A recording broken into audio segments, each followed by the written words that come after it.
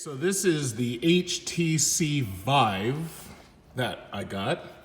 And unfortunately, it's really difficult to show you the visuals of this thing unless you have to plug it in through the computer through a secondary source. So basically, HTC Vive requires a relatively powerful computer in order to run. Basically, you have to have nothing less than a GTX 1060 to run it. Fortunately, as you know, I already made a video about this Alienware 17.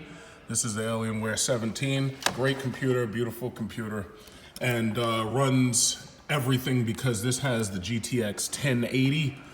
You know, there's a lot of YouTubers who have, what are those things? Personal video recorders, and they're really good at personal video recording. I'm not good at it, so basically I just use my iPhone for just about everything, basically. So basically what I can say before I even show you anything is that this thing runs everything literally perfectly at over 60 frames per second, even when you're in 4K, and it's VR ready, which means basically you can plug in a HTC Vive, a Oculus Rift, or any other virtual reality headset currently on the market that you probably have access to. So do I have any complaints? Well, basically, I just started playing Far Cry 5. It looks great. You got HDR, you got, all of the graphical tricks that you could possibly have in that game because it's a brand new game to market, so they made it ready. If you're using it on consoles, they made it ready for Xbox One X. So basically, I mean, I don't really have anything negative to say. It runs perfectly. It can run any game on the market. It's just that, you know, some of you may not have $3,000 to spend on a Vive and an Alienware 17. It's just that if you did have that kind of money, I thoroughly recommend that you do buy it. So, it's basically just that way. I really like it. I don't really have any negatives, with the exception that it's very, very expensive. I would recommend business leasing if you can afford it.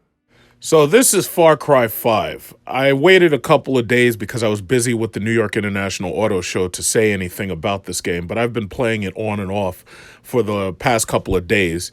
And basically, every single time a Far Cry game comes out, since Far Cry 3, I basically doubt it for whatever reason in the back of my mind. For some reason, I always doubt that it's either going to be better or that it's going to offer better gameplay or that the new setting is going to be better. Like, for instance, Far Cry 3 took place on a fictitious island. And on a fictitious island similar to what you found in the other Far Cry games and similar to what you also found in the first Crysis game. I could easily buy getting trapped on a fictitious island that's controlled by warlords and having to fight your way out and everything. I could buy that. Far Cry 4 changed the scenery to the Himalayas and basically parts of Asia, unknown parts of Asia, a fictitious Kyrat, and then it had a dream sequence just like the third one where they take you into Shangri-La. And I could buy all of that in Far Cry 4, but I was kind of worried that Far Cry 4 wouldn't live up to Far Cry 3. And I wasn't justified in that because Far Cry 4 ended up, partially because of the new technology offered by the Xbox One over the Xbox 360, ended up being a way more sophisticated and a way better game. Like, for instance, my favorite parts of the Far Cry game is when you have the challenge of being forced in order to increase your inventory loadout or in order to, find new and beaten paths. My favorite part about the Far Cry games is basically when you start off, you're pretty much very vulnerable and you have to quickly hone your skills and you have to build yourself up.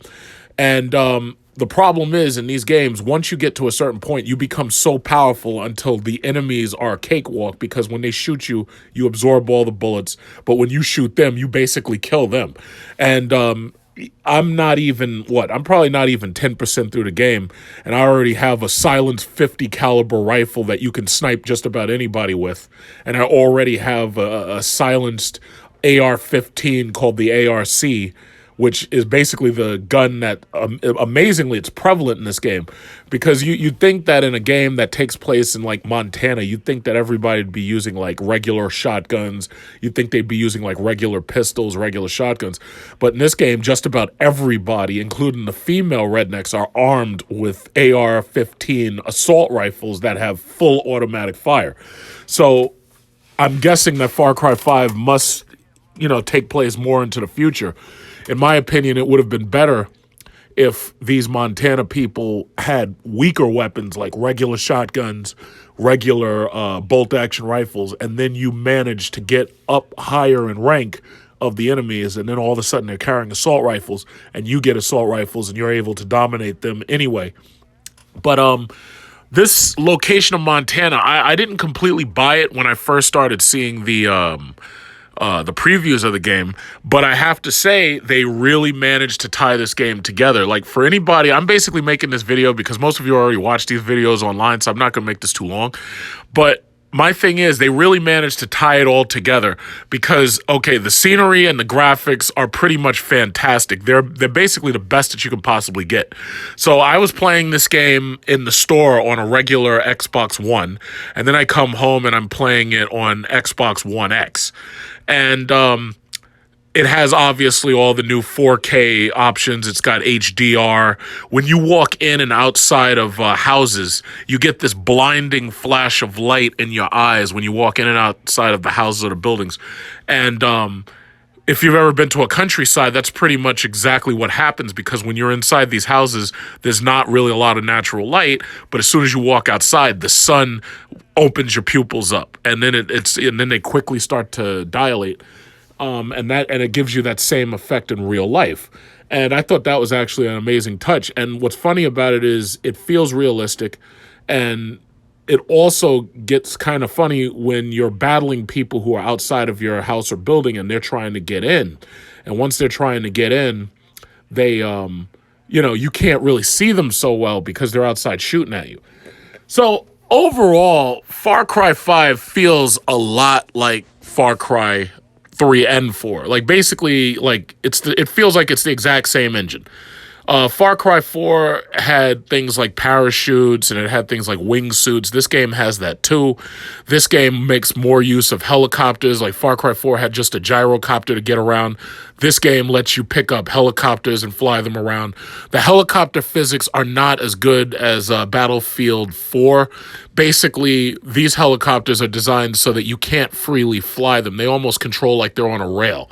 Like, you can look in a certain direction and then fly in that direction, but they don't have the aggressiveness or the dexterity that, like, you get flying a helicopter in Battlefield 4. That's pretty much the best helicopter piloting game that I've ever played when it comes to using a regular controller. If you're using a keyboard and mouse, it's probably not as good and easy to play as if you use a regular controller. This game has an online component, which you'd probably want to use a keyboard and mouse for, but in my opinion, you're better off just using the controller. The graphics are pretty much exactly what you expect. Usually these games come down to them tying together a couple of aspects. So usually they have some madman who everybody follows for whatever reason. In Far Cry 4, they followed Pagan Min because he was basically a dictator on the island, and he was kind of like Duterte down in Philippines. And everybody follows them because if they don't, they'll get killed real quick. So in this game, they've decided to make a stereotypical redneck Montana militia type character. The main enemy type that you'll fight looks like a Deliverance man, quote unquote Deliverance from the movie Deliverance, because that's the stereotype that everybody knows. The main bad guy in this movie is basically David Koresh, and I'm old enough to remember when Janet Reno incinerated David Koresh in Waco, Texas. That's pretty much all Waco, Texas is known for.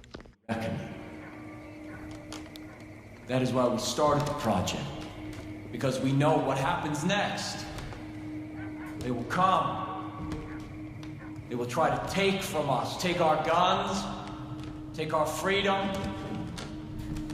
take our faith. We will not let them. We will not let them. We will not let their greed, or their immorality, or their depravity hurt us anymore. Sheriff, there will be no more suffering. Fuck it. Joseph C.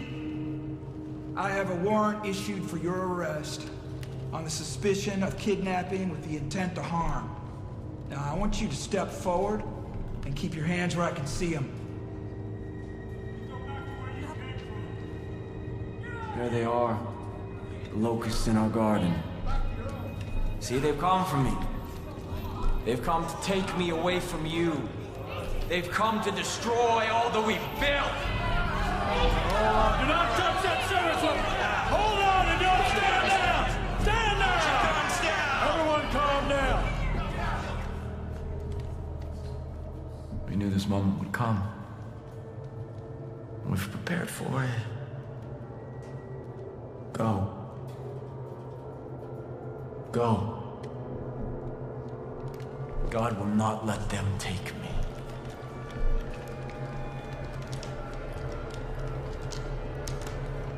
I saw when the Lamb opened the first seal, and I heard, as it were the noise of thunder, one of the four beasts say, "Come and see." Step forward. And I saw. And behold, it was a white horse. And hell followed with him. Rookie, cuff this son of a bitch.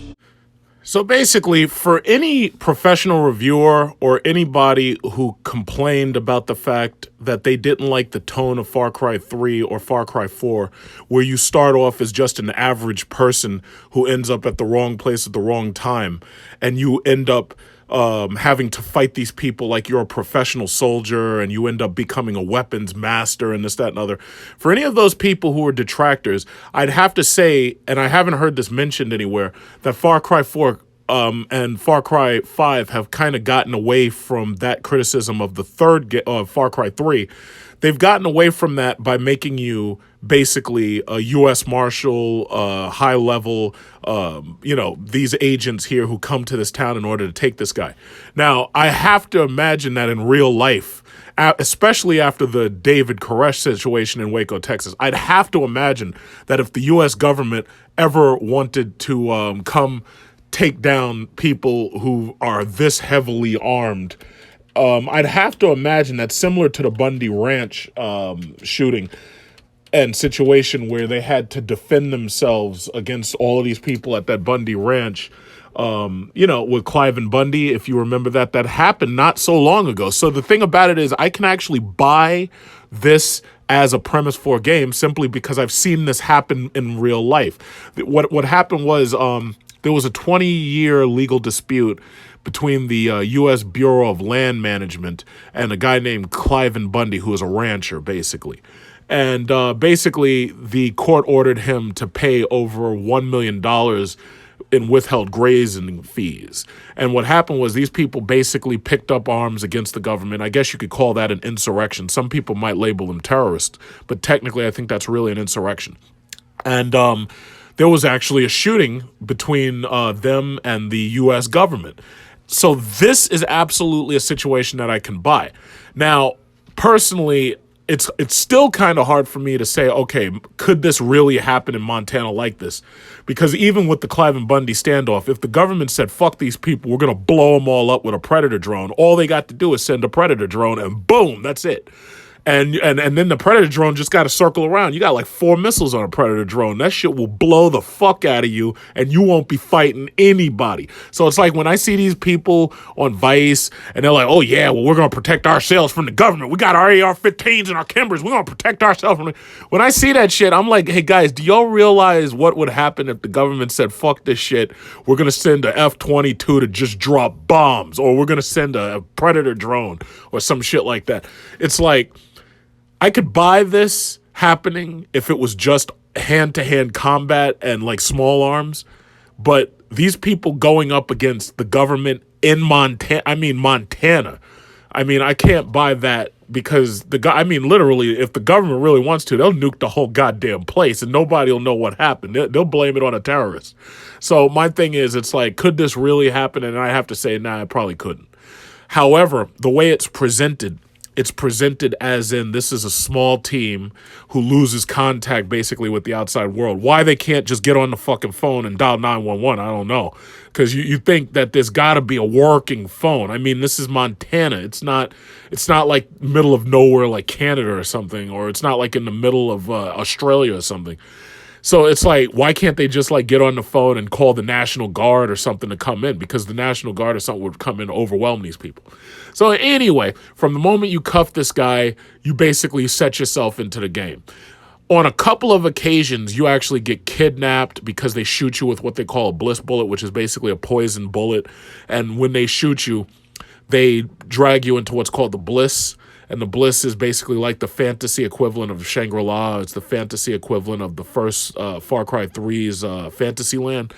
And when you're there, it actually is amazing because it has like these. Well, first of all, the music is it's fantastic. It's like religious, backwoods, southern, mountain music. I don't know how best to explain it, but it's like evangelical Christian music. And I have to say, like, the tracks are so good that when I'm driving around in trucks and everything, I find myself not skipping the tracks. I actually listen to all of the music, and I let it just play while I'm driving the truck. I really don't bother changing the channels. The character creator, as you can see, gives you a chance to give your character a distinctive look. And this is also the first Far Cry game where you can pick a female character. So I guess the women's movement that's currently happening in gaming and elsewhere has been successful in making it so that you can have either a male or a female character. And then I think the game responds to the fact that you might be a female or a male by using gender amorphous words. Like, for instance, they just call you like rookie, or they call you Rook as a short for rookie. So basically you design your character, and basically they've done their best to, put forth every single stereotype about quote unquote a redneck that they could possibly put in this game. And when you design your character, it also impacts the way some of the other characters around you look, because like, for instance, like when you go into certain sequences and everything, you'll notice that some of the characters do change in design. I guess it's based on like a randomized character generator. So basically, I'm only making this video for people who are on the shelf about whether or not they should buy it. As far as I'm concerned, the game is really good. It's fantastic. It's definitely not as fresh as the third game. Far Cry 3 was actually a really good game. However, it's just enough action and violence to keep you very happy for a good long time. I really feel that Far Cry 5 is a lot easier than Far Cry 4 was, but kind of for the wrong reasons. Because I'll tell you like this, I think like the main problem with the game is it is a bit too easy. Now, I don't know if there's a harder level which turns off of a lot of the, what is it called? Because basically, I'll say it like this, the enemy is basically handicapped. You can see them from a distance by marking them, and you can see basically all of their positions. The problem is they're very predictable. The artificial intelligence is very, very easy to defeat. You can see them through walls, and they show up as basically red outlines of the person, and you can see exactly what direction they're looking in. You can see exactly what they're doing. You can see whether or not they're actually looking for you. Basically, as you can see, even in this video right here, it's so simple to outflank and sneak up on the enemy and then hit them from a distance with a weapon. And then on top of that, you've got the visibility indicator, which lets you know whether or not they are actively looking for you, and you know whether or not they can actually see you based upon whether or not it fills up. Now, to tell you the truth, I mean, the way they should have done this game is they should have made an option. They should have said, okay, if you want to play the easy mode, you get all of these things, like for somebody who's brand new at playing games like this. However, they should be an absolute hard mode where you don't get any of that, because the problem is, it's like, the enemy is simple to beat. I mean, to tell you the truth, the artificial intelligence isn't really that great. Their bullet damage is really not that great either. So what ends up happening is you may get seen by a bunch of them, and they're rushing you all at the same time, and you're just gunning them down in a hail of bullets. Now, when they do get hurt, some of them have the option to get picked up and healed by their friends. And that's actually a good thing because you also have that option too. So if you're in a battle and you've got companions with you, something I'll talk about real quick. If you have companions, if you wait for your companion to come and get you, your companion can help you up if you just got injured. Hopefully they don't get injured too, because if they get injured too, they'll be waiting for you, you'll be waiting for them, and then that's a game over. But the dog can help you up. Like, he can come over and lick you or something like that, and you get up and you're good. And there's also female characters like a bow and archer. There's also a guy who flies an airplane around, and he can use him to bomb targets, which is actually very, very effective. So, like, if you want to liberate something, you can target one of the enemies that's around other enemies, and he'll drop a bomb right on them, and that's it for them. And then you can walk in, you can disable alarms, or you can disable alarms first, and then you can basically destroy the place using this guy to just drop shells on them. So that's actually a really nice feature. I really do appreciate having people that are in the game with me helping. It's a possible still to have a drop-in play, just like Far Cry 4. So if you have a friend who wants to play with you over, like, the internet, they can come in and they can play with you, and you can both gun these people down together. And that's actually pretty good. Unfortunately, the artificial intelligence doesn't ramp up. So that means that even though you could have gotten in there and taken all of these people down on your own, or with the help of a CPU-controlled character, the person who may play with you online, you're just doing triple the damage to these guys because they have like no real defense against you, because you guys are basically on God mode. Now, that doesn't mean you can't get killed. If you do get shot a number of times and you lose all your health and then you get shot again, yeah, you're pretty much dead. But for the most part, as long as you go into most battles with a bulletproof vest, as long as you go into most battles like as quietly as possible using a bow and arrow or a silenced weapon, for the most part, these guys are absolutely no match against you. Now, I've been running around with a 50 caliber assault rifle, and basically it's got a nice big scope on it. And when I'm shooting these guys, it's like the bullets are so powerful that these guys get like knocked off their feet. And usually I go for a headshot, but even if you go for a chest shot, they're dying just the same. In fact, if you shoot them in the knees with that gun, they die almost immediately. Now, if you're shooting them with the small caliber weapons, for the most part, a lot of them will end up injured, and they'll wait for somebody to come tag them back into the game.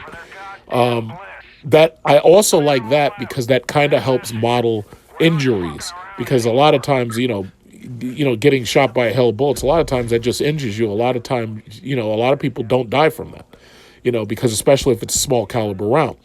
That gives you the ability to walk right up to them and put them out of their misery, or that gives another one of their friends a chance to help them back into the game. And that kind of makes it feel a little realistic. Of course, nobody's healing from, 22 caliber or 9mm rounds in their legs. Nobody's healing from that right away. However, it does kind of help the immersion in the game, because it means that if you don't kill these people outright, and if you don't improve your marksmanship, they're most likely going to come back to get you. Unlike Far Cry 3 and Far Cry 4, which were divided into basically a north half and a southern half, this game is divided into basically a triangle with 3 of the lieutenants, you could call them, controlling each of these regions. Now, the regions themselves are pretty large, and they will give you plenty of exploration time. There's dozens and dozens of side missions. There's a lot of stuff that I've basically ignored because I almost prefer to just go through the story, and every now and then I'll do a side mission, or I'll do like a treasury chest mission where you're looking for hidden money or hidden gold. And basically the money is there to help you to purchase the weapons. For the most part, a lot of the weapons in the games aren't really even necessary. If you go through the game, you can pretty much get through it with a rifle, a bow and arrow, and an assault rifle like the ARC. Now, there's lots of throwing weapons. There's proximity mines. There's remote mines, which are really good for clearing most barriers, because you just drop a bomb and then you just run and then you blow it up. You also obviously have the air attacks, like I suggested. And my thing about this map was I mean, I'm probably going to get used to it, but I really didn't like this design of the map as much as I like Far Cry 3 and Far Cry 4. They just gave you a gigantic map, and then they left it upon you to go and find all of the outposts that had been captured in order to kill everybody there and clear them out and liberate them. Now, what I do like is that this game starts off by telling you we're not going to make you climb these radio towers in order to see more of the map. And it starts out by telling you that. The map reveals itself as you travel through the map. So if you're the kind of person who's not really in a rush to beat the game, and you're not going to go on YouTube and you're not going to cheat, if you just travel around and walk in the unbeaten path, this game doubles in length, basically. Like, you could really get 2 or 3 weeks of play out of this game, maybe more. And I purchased the $100 version of the game, so that means that I will be getting all of the content as it comes. To be perfectly honest, I purchased this game at damn near $100, but I'm not as excited, I'll say, to get the content as I was to get Valley of the Yetis for Far Cry 4. What I liked about that was Far Cry 4's Valley of the Yetis, it took all of your weapons away, and it made you try to go up against the Yetis with no weapons, which basically meant you had to retreat every single opportunity you got because the Yetis were way too powerful for you. Once you started getting machine guns and once you started getting bombs and stuff, the Yetis were no match whatsoever for you. And that was a nice progression. The problem is, once you did have that kind of power, all of the Yetis were easy, because if they would rush you, which is basically all they did, they rush you and they try to attack you, all you had to do was send them a hail of gunfire and they were going down with the machine gun or with like a flamethrower or whatnot. So the Valley of the Yetis DLC did make buying the full version worth it. Now, I don't know what they're going to offer here for DLC, but I'll just sit back and wait. So, because right now, there was really no other game on the market that I was really interested in except Far Cry 5. I was a little skeptical about buying it, but the thing about it is the Far Cry team keeps proving me wrong. They keep on giving me exactly what I expect, and in some ways tuning it in order to make it better than what I expected. So in that respect, if you're the type of person who wasn't certain whether or not you wanted to buy this game, what I can say is that you can go ahead and buy it and you don't have to worry. If you like Far Cry 3, you'll love this game. If you like Far Cry 4, you'll like this game. I'm really upset that there hasn't been any talk about a Crysis 4. And I really like Crysis because basically Crysis is the exact same game as Far Cry. The difference is now we have newer technology with Xbox One X and PS4 Pro, and we have far more advanced computers now. So basically Far Cry games are giving you what Crysis games were basically supposed to be giving you in the first place. They were basically technology demonstrators. So when you go out and you buy that brand new Core i9 like I have, and you buy like a powerful graphics card like my Titan XP, and you get yourself a lot of RAM, these games are designed for people like you so that you can test out your entire system playing these games. Now, most of these games have basically been designed so that you can run it on the console and you'll still be just as happy as you would be on the computer. Not everybody's really interested in that bleeding edge performance. You know, bleeding edge performance, if you can afford it, is good. Unfortunately, because of Bitcoin miners, the smallest graphics card, like a GTX 1050, is going to cost you damn near $300. When it first came out, it was only like $110. It was like $110. And then you got the GTX 1050 Ti, and that will give you even more power. However, if you want to be able to play with virtual reality, you're going to need the GTX 1060 at least, or the 1070. Anything above the 1060 will get you into virtual reality. You'll be fine. My problem is, again, the Bitcoin miners have basically sent the price of the GPU skyrocketing. I don't really feel that this game is necessary. I don't really feel it's necessary to buy like a very high-end computer to play this game. If you have a GTX 1060 or an equivalent, you'll be fine. But if you don't have an advanced computer that can run games like this, all you got to do is get the regular Xbox One S or the regular Xbox One X or the PS4, and you'll be just fine playing this game. The controls work just fine. You don't really need a mouse and keyboard. In fact, some people might actually prefer the controller because they're so used to playing, the first-person shooters like Call of Duty or whatever. But for the most part, I'm very satisfied with my purchase. And Far Cry, I've bought all the other games, and I really got into Far Cry during Far Cry Instincts, which was back on the Xbox. And because before that, I really didn't play Far Cry games. And then after that, I got into the Crysis games. I'd really like to see a Crysis 4. Like, I'd really like to see them put the nanosuit into real locations. But the nanosuit basically only gave you like the power to jump higher and the power to cloak and turn invisible. And that unbalanced the game to the point where you were basically God. Now, in this game, you are a little bit more vulnerable and you don't have that technological edge. However, the guns and the power that you've got in this game give you an edge over just about all of the enemies because their artificial intelligence is just not that great. And not only that, it's like there's so many things working with you that they just don't have a chance to defeat you. So that's basically what I wanted to say. I shouldn't have waited this long to make this video. In fact, what I should have done was I should have used my Elgato in order to upload video play of this game while I was playing it. But there's already a lot of Far Cry channels out there, and I'm not really sure how many people would be bothering to watch me play this. In fact, I'd rather live stream me playing chess and talking smack to people. But I will say this, the next time there's a Mortal Kombat game, I already know I'm going to definitely want to do a lot of live streams because I have a lot of fun making commentary and whatnot. So that's all I can say about Far Cry 5. I'm still playing through it. I'm liking it. It's a really fun adventure, and if you were interested in buying it but you were on the shelf, I suggest that you stop being on the shelf and just go out and buy it.